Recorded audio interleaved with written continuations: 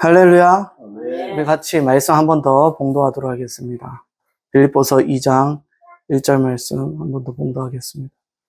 2장 1절 2절 말씀 시작. 그러므로 그리스도 안에 무슨 권면이나 사랑에 무슨 위로나 성령의 교제나 긍휼이나 자비가 있거든 마음을 같이하여 같은 한 사랑을 가지고 뜻을 합하여 한 마음을 품어. 아멘. 벌써 2025년 들어온 지 셋째 주나 되었습니다.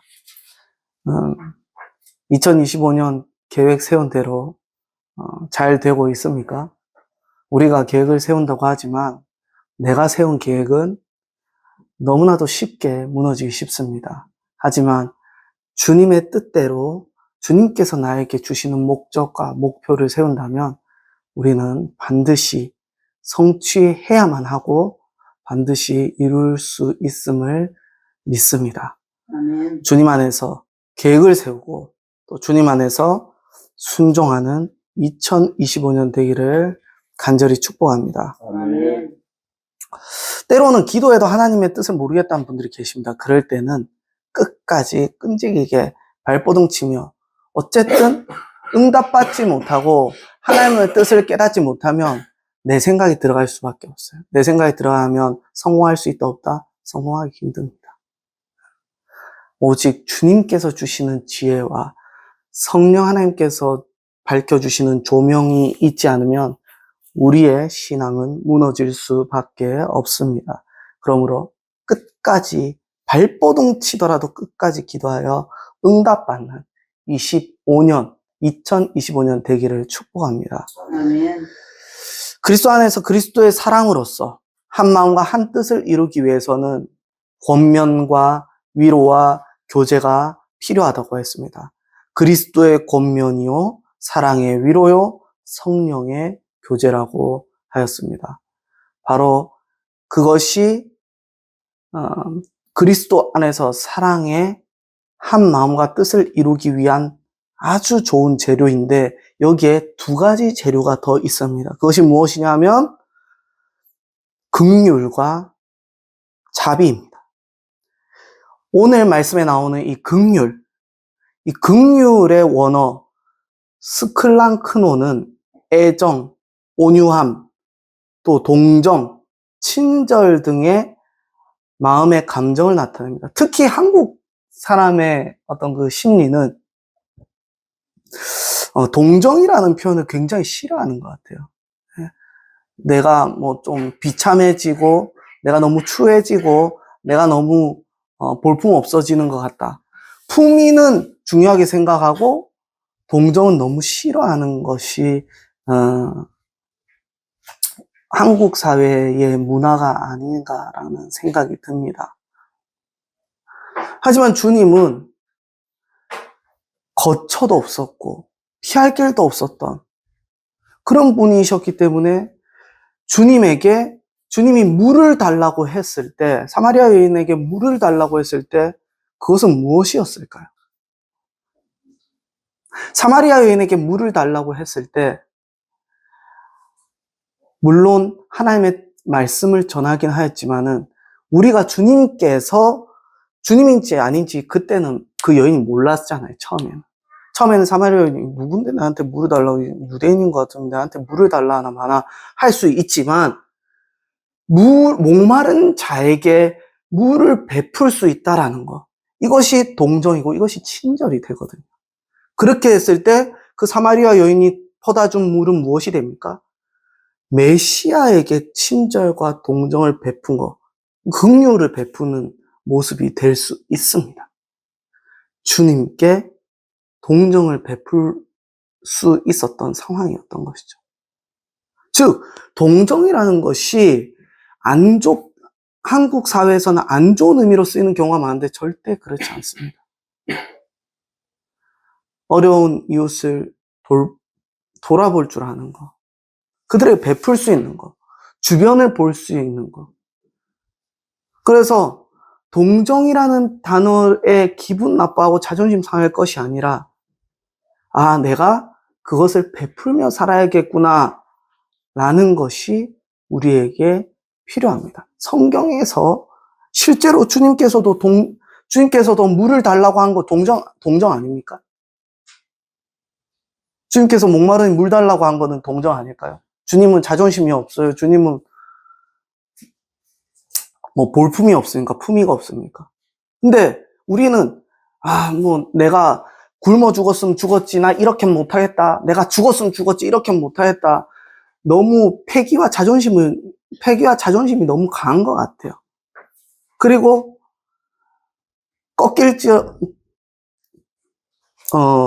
동정에 대한 너무 안 좋은 인식이 강한 것 같아요. 한국 사회에서는. 우리가 이것들을 좀 무너뜨릴 필요가 있어요. 서로가 돕고 베풀려면 때로는 동정이 필요합니다. 목이 마를 때 물을 줄 수 있어야 하고요. 그리고 도와달라고 할 때 그의 손을 잡을 수 있어야 됩니다. 근데 도와달라는 말하기가 싫어서 목마르니까 물 좀 달라 하는 그 말 하기가 내가 자존심 상하고 부끄러워서 하지 못하고, 또 내가 상대방이 자존심 상할까봐 동정을 베풀지 못한다면 하나님의 교회를 세울 수 있을까요? 긍휼이라는 것이 나갈 수 있을까요? 물론 모든 일을 주님의 사랑 안에서 지혜롭게 하는 것이 필요하지만, 교회 안에서 이 동정이라는 것이 굉장히 자존심을 상하게 하는 거라고 잘못 사용되고 잘못 유용되고 있는 것들은 타파해야 된다라는 것이죠. 어려운 자들 돕는 게 뭐 잘못된 겁니까? 힘들 때 도와달라고 하는 게 뭐 문제가 있는 겁니까? 그것을 악용하는 게 문제가 있는 것이죠.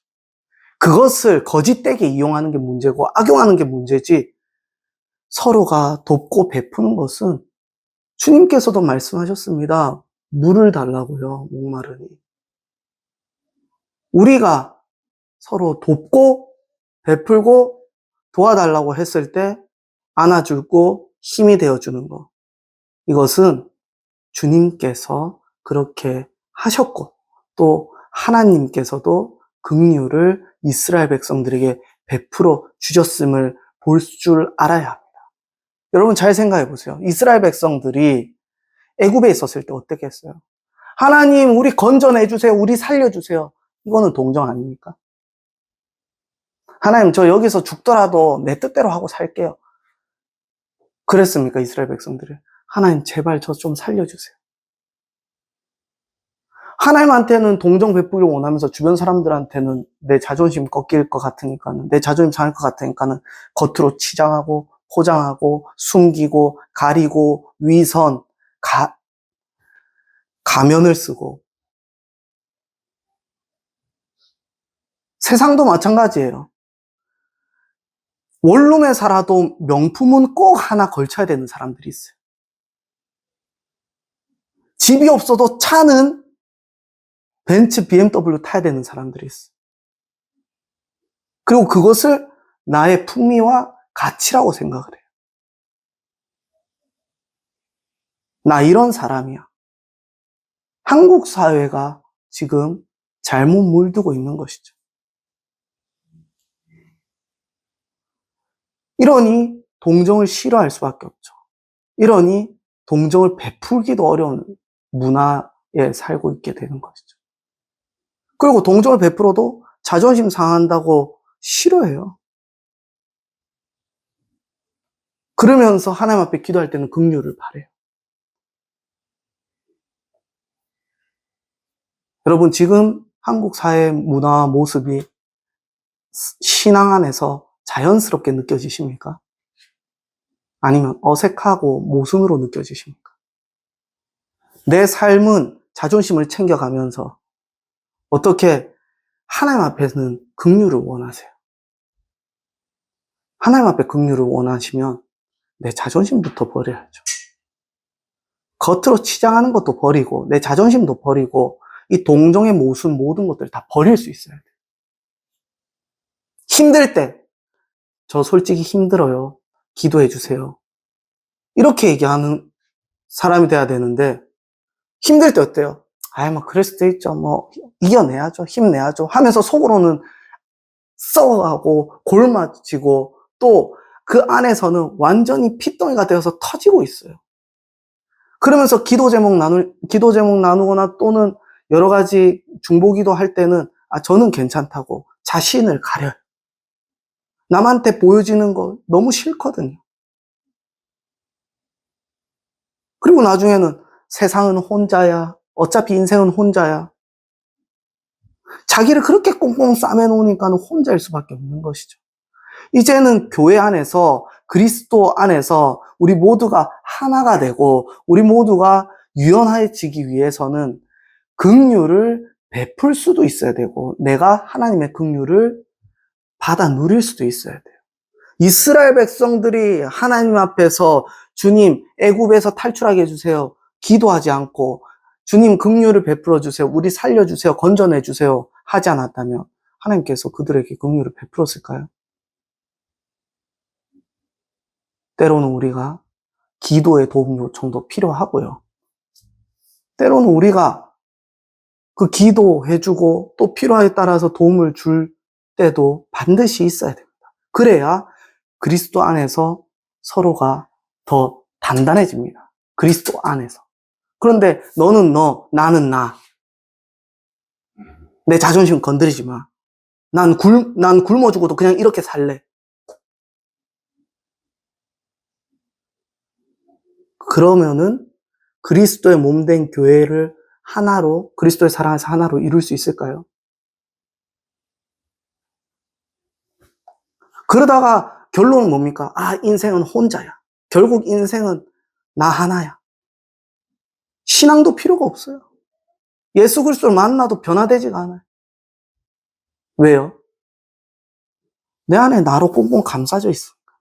숨겨져 있고 뭉쳐져 있으니까. 몸된 교회를 세우기보다 그냥 나는 나, 너는 너. 이게 더 중요해. 이렇게 되는 것이죠.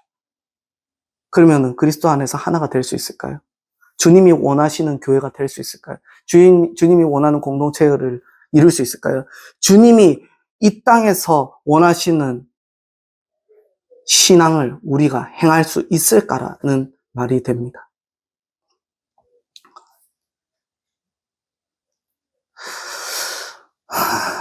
로마서 9장 16절 말씀입니다. 그런즉 원하는 자로 말미암음도 아니요 다른 박질하는 자로 말미암음도 아니요 오직 긍휼히 여기시는 하나님으로 말미암음이니라. 아멘. 성경에서 말씀하는 긍휼은 인간의 감정에 국한된 긍휼을 말씀하는 것이 아닙니다. 긍휼은 긍휼히 여기시는 하나님으로 말미암았다고 성경은 말씀하고 계십니다.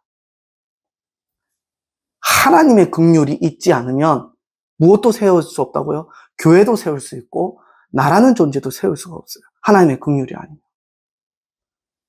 그래서 로마서 9장 16절에서 말씀하는 것이죠. 원하는 자로 말미암는 것도 아니고 다른 악질, 인간의 노력을 얘기하는 거죠. 원한다고 해서 되는 것도 아니고 인간의 노력도 아니고 어디에 있다고요? 하나님의 긍휼. 긍휼이 여기시는 하나님으로부터 말미암아. 복음이 어디로부터 왔느냐? 하나님의 긍휼로부터 났다는 거예요. 복음도. 하나님의 긍휼이 없으면 우리를 살릴 수가 없어요. 우리가 죄 지었는데 하나님이 우리를 살릴 이유가 뭐 있어요? 우리가 하나님 말 안 들었는데. 그렇잖아요. 분명히 하나님은 아담한테 하지 말라는 것이 있었어요. 근데 하지 말라는 거 한 건 누구예요? 사람이에요. 아담이에요. 아담과 하와가 하지 말라는 거 했어요. 그럼 누가 책임을 져야 돼요? 죄를 지은 자가 죄책을 가져야죠. 근데 하나님은 죄를 지었는데 불구하고 우리한테 복음을 주셨어요. 우리한테 긍휼을 베풀어 주셨다고. 그러면 교회가 하나 되기 위해서 무엇이 필요합니까? 하나님의 긍휼이 필요한 것이죠. 당연한 이야기를 우리는 너무 쉽게 간과하고 있는 것입니다. 신명기 30장 3절 말씀입니다. 네 하나님 여호와께서 마음을 돌이키시고 너를 긍휼히 여기사 포로에서 돌아오게 하시되 네 하나님 여호와께서 흩으신 그 모든 백성 중에서 너를 모으시리니. 하나님의 긍휼은 포로가 되어 자유를 박탈되고 잃어버린 자기 백성을 노예 신분 상태에서 건지시고 그들에게 내가 바로 여호와 하나님이다 라고 드러내고 나타내신다는 사실을 우리가 반드시 기억해야 됩니다. 여기에서 중요한 게 뭡니까? 내가 살았다. 이게 중요해요? 내 기준인 거죠. 여기서 중요한 건 뭐냐? 내 하나님 여호와께서 흩으신 그 모든 백성 중에서 너를 모으시리니 내 하나님 여호와께서 마음을 돌이키시고 바로 내가 너희들의 주인이고 바로 내가 여호와 하나님이다 라는 것이 가장 중요합니다. 이것이 핵심이에요. 긍휼의 핵심은 뭐다? 제가 얘기한 게 아니라 성경 말씀을 하나님 입장에서 말씀드리자면 내가 여호와 하나님이다. 내가 너희를 살렸다. 이겁니다. 이게 바로 하나님의 긍휼이라는 거예요. 내가 살았다. 이게 아니고요. 주님이 살리셨다. 이겁니다. 그래서 주님이 살리셨으니까 나는 어떻게 살아야 돼요? 주님이 나를 살리셨으니까 나는 살았다 이러면 나는 나, 너는 너 이렇게 되는 겁니다. 나는 살았다 이렇게 되면 나는 나, 너는 너. 네 신앙생활, 내 신앙생활 따로따로. 나 터치하지 마, 나 건들지 마. 나는 내 알아서 할 거야, 내 신앙생활이니까. 이렇게 되는 것입니다. 긍휼도 없고 관심도 없고 나눔도 없는 것이죠.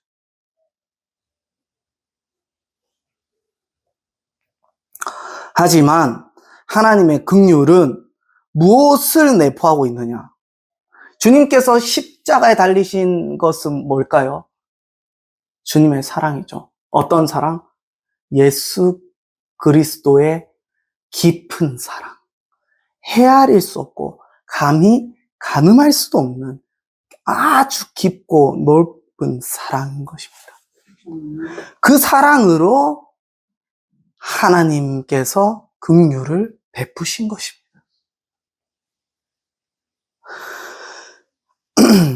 신명기 30장 3절에 나오는 긍휼은 리하메카라는 원어로 무슨 의미를 가지고 있느냐면 깊이 사랑하다. 내가 깊이 사랑해서 너희를 건졌다라는 의미를 가지고 있어요. 그래서 하나님의 긍휼에는 뭐가 담겨져 있어요? 깊은 사랑이 담겨져 있는 거예요. 하나님의 긍휼에는 깊은 사랑. 그냥 우리가 애정을 주고 온유함을 주고 동정을 주고 친절을 주고 이런 게 아니라 이렇게 하는 이유는 무슨 사랑이 담겨 있기 때문에 여호와 하나님의 깊은 사랑이 담겨 있어야 돼요. 그러면 내가 동정하는 거 이제는 무엇이 있어야 돼요? 그 동정. 내가 친절을 베풀고 온유함과 애정으로 긍휼을 베풀면 거기에 뭐가 담겨 있어야 돼요? 뭐가 담겨 있지 않으면 가짜가 되고 무엇이 담겨 있으면 진짜가 되겠습니까? 바로 하나님의 깊은 사랑입니다. 예수 그리스도께서 보여주신 깊은 사랑을 내가 받았으면 그 사랑을 가지고 긍휼을 베푸는 것입니다. 만약에 그 사랑 없이 한다면 성경에 나와 있죠. 울리는 꽹과리. 그냥 허울밖에 없어요. 주님은 우리의 무엇을 보십니까? 우리의 심령을 감찰하신다고 했어요. 우리 깊은 곳까지 감찰한다고 했어요. 거짓으로 행하느냐. 여러분들, 바리새인들이 신앙생활 진짜 잘했어요. 구제, 헌금, 또 금식, 정말 잘했어요. 바리새인들이. 근데 주님이 바리새인들에게 뭐라고 했어요? 외식하는 자라고 했어요. 남들이 봤을 때 겉으로 내 신앙생활 열심히 하는 거, 이것이 기준이 되면 안 돼요. 그러면은 잘못된 신앙관에 빠지고 잘못된 신앙의 늪에 빠져요. 그러면은 좁은 길 끝까지 갈 수 있을까요? 좁은 길 끝까지 가기 힘들어요. 이렇게 되면. 뭐 어떻게 해야 되느냐? 내가 예수 그리스도의 깊은 사랑을 깨닫기 위해서 발버둥 쳐야 돼요. 예수 그리스도의 깊은 사랑을 알지 못하면 그 사랑을 베풀 수가 없습니다. 예수 그리스도의 깊은 사랑으로 움직여야 돼요. 내가 이들에게 동정을 베풀고 이들에게 친절을 베풀어도 예수 그리스도의 깊은 사랑으로 동정을 베풀면 그 가운데서 주의 열매를 반드시 맺게 되어 있습니다. 그런데 만약에 내가 그냥 내 속으로는 그냥 해야지 뭐 하라니까 하는 거지, 이렇게 하면 어떻게 될까요? 열매를 맺기 힘들 뿐더러 열매를 맺는다 할지라도 나는 그 열매를 얻지 못해요. 그렇기 때문에 어떻게 해야 되겠습니까? 예수 그리스도의 깊은 사랑, 이것이 긍휼의 핵심이에요. 하나님의 긍휼은 자기 백성을 깊이 사랑하셔서 그들의 고통과 신음을 들으시고 그들을 건지시고 살리셨습니다. 여호와 하나님께서 그들의 주인이며 아버지심을 드러내기 위해서 그들을 건져낸 거죠. 아까 얘기한 것처럼 내가 여호와 하나님이다. 이것이 가장 중요한 거예요. 그래서 하나님이 내가 여호와 하나님이니까 너희를 기쁜 사랑으로 긍휼을 베풀어서 너희를 살리고 건졌다. 왜? 내가 여호와 하나님이다 라는 겁니다. 하나님께서 이거를 드러내기 위한 겁니다.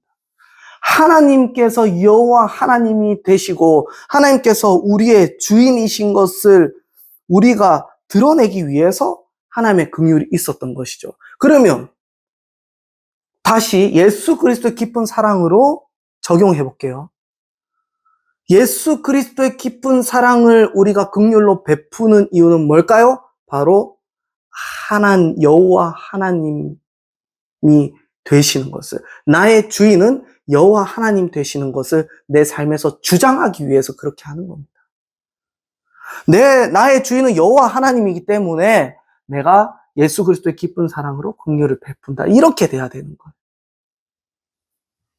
결국 예수 그리스도의 깊은 사랑도 어디로 가야 됩니까? 나의 주인, 진짜 주인은 여호와 하나님이다. 그래서 여호와 하나님은 깊은 사랑으로 긍휼을 베푸셨다. 거기에는 복음의 진수가 담겨 있다. 그러면 나는 복음을 아는 자라고 하고 예수 그리스도를 믿는다면 누구를 주장해야 돼요? 내 삶이 여호와 하나님이 나의 주인 된 것을 주장해야 돼요.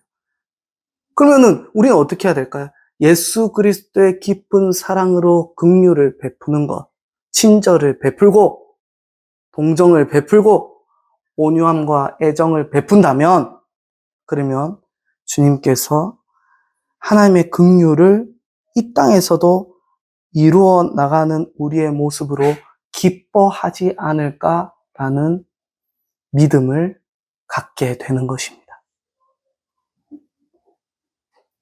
가장 중요한 것은 하나님께서 주인 되시는 것이고, 둘째는 주의 깊은 사랑으로 주님께서 나의 여호와 하나님이라는 것을 드러내야 한다는 거예요.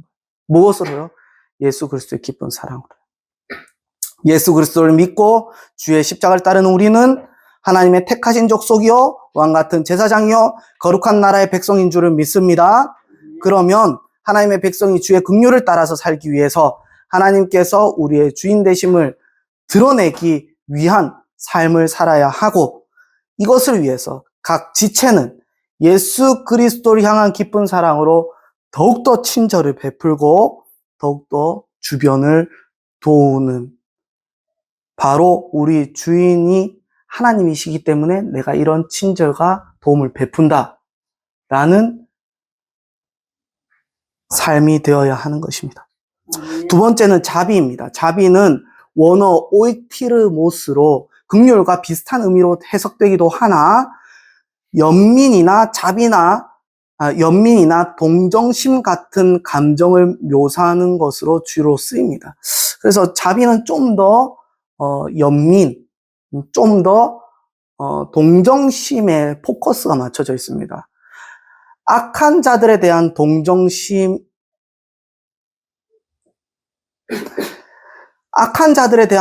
아닙니다. 악한 자들에 대한 동정이 아니라 약한 자들에 대한 동정이 좀 더 포커스 맞춰져 있습니다. 자비는 그래서 약한 자들에 대한 동정이 긍휼보다 좀 더 포커스가 맞춰져 있는 것이죠. 신명기 4장 31절을 보면 네 하나님 여호와는 자비하신 하나님이시라. 그가 너를 버리지 아니하시며 너를 멸하지 아니하시며 네 조상들에게 맹세하신 언약을 잊지 아니하시리라. 여기에서 자비하신 하나님은 라훔이라는 원어를 통하여 사용되었는데, 이 라훔은 측은히 여기다,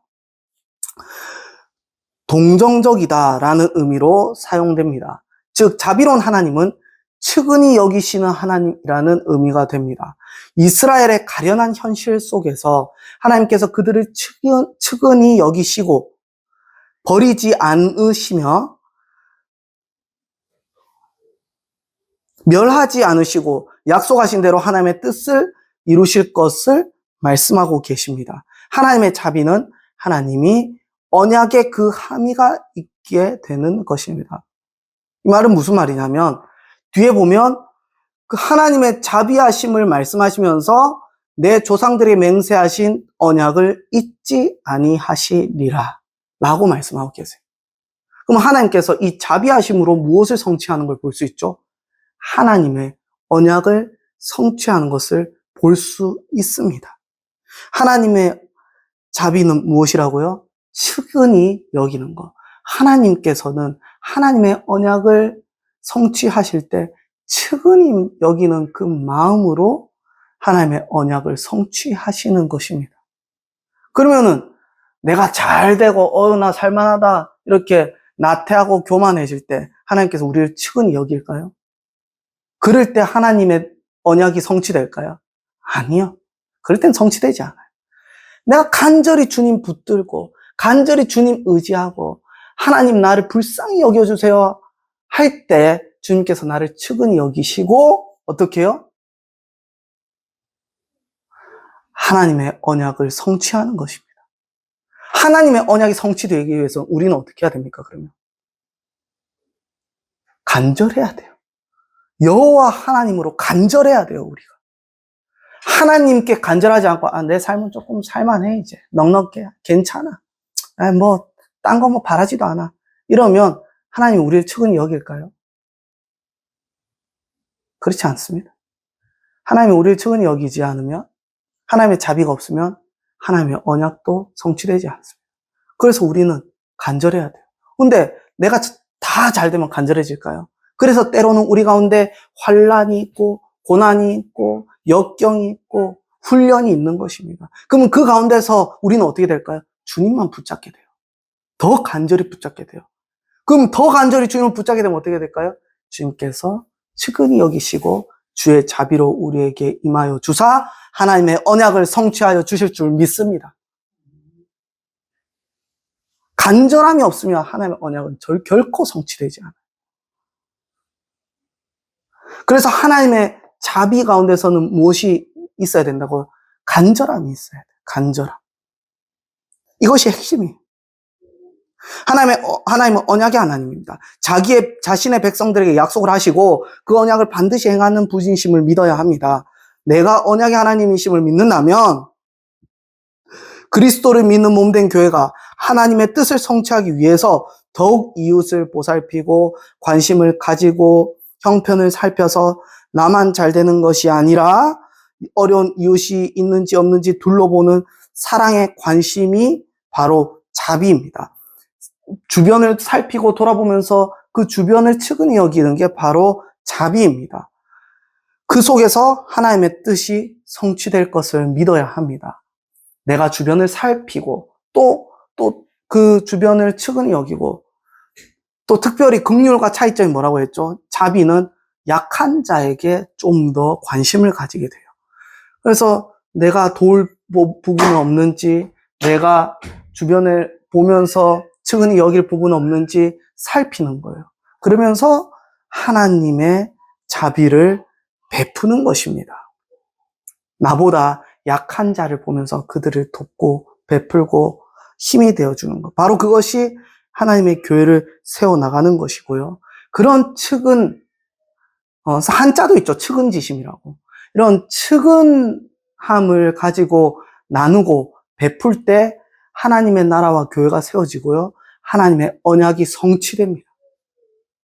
그 가운데는 무엇이 있다고요? 간절함이 있어야 된다. 간절함. 서로의 간절함이 되는 거예요. 나는 하나님 앞에서 간절하고, 그리고 약한 자들은 간절함 가운데서 도움을 때로는 받는 것이고요. 주변 사람들. 이 간절함이 굉장히 중요합니다. 하나님께서 나를 측은히 여기듯이 나도 몸된 교회와 성도들을 이웃들에게 관심과 보살핌으로 측은히 여겨 주의 뜻을 행할 수 있어야 합니다. 그리하여 하나님의 긍휼과 자비가 저와 여러분의 행함으로 주인 대신 하나님께서 드러내고, 주인 대신 하나님께서 드러나고, 자비하신 하나님의 언약이 우리 가운데 간절함으로 성취되기를 간절히 축원합니다. 우리 이 시간 기도할 때 하나님의 긍휼을 베풀어 주옵소서. 그리하여 내가 주의 긍휼을 베풀어서 주의 깊은 사랑으로 성도들과 이웃들에게 친절을 베풀고 돕는 자가 되게 하여 주옵소서. 내가 그리스도의 몸된 교회를 세우고 하나님께서 우리의 구주 되심을 긍휼을 베품으로 나타내고 드러내게 하여 주옵소서. 함께 주여 한번 부르짖고 기도하겠습니다. 주여.